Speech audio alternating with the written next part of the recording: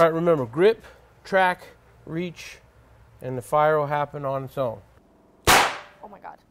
If you act like a gazelle, you're going to get eaten. So these are all layers of defense and elements. Bring your thumb up just a little bit more to that right there. Until you're standing in front of another person, it's not relatable to the fight.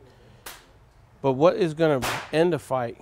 Either you have to finish it, right, and survive, or the other person runs away. After the shooting, what was your thought process? That the community was going to need a lot of help. That there were people that were going to struggle with being around guns or hearing guns, seeing guns, and what's in place to help people reacclimate to that environment, especially in Vegas, where guns are much more prevalent than in states like California or New York. It's part of our culture here.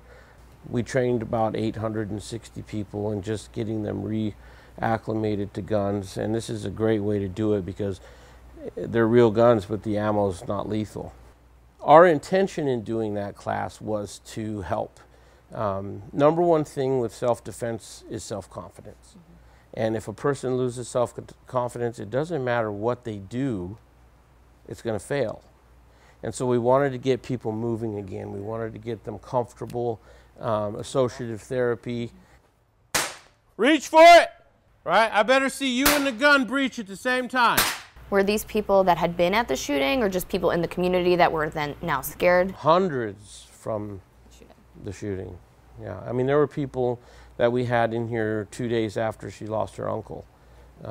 He was shot in the head on October 1st, and she was in here training with us just 2 days later. Were they having, I mean, in these classes, were they having Oh yeah, there were a lot of tears. There were a lot of moments of struggle, but that's what we were trying to address. It wasn't about the CCW, because if you ever sit through any of our classes and our training, even though we do the most extreme level of training, and that's full contact gunfighting, there's so many layers before you get to that point that you should have locked down. There are 4 pillars to gunfighting. Number 1 is eye-hand coordinated shooting. Number 2 is your movement and tactics. Number 3, weapon retention, disarmament. And number 4, violence of action. They have to be built in that order. Because you could have great movement and tactics, but if you can't hit what you're setting up the shot to do, then it all falls apart, blows up in your face. So it starts with your grip. Your right hand's going to be here. It's like a home key on a typewriter. It always stays up here.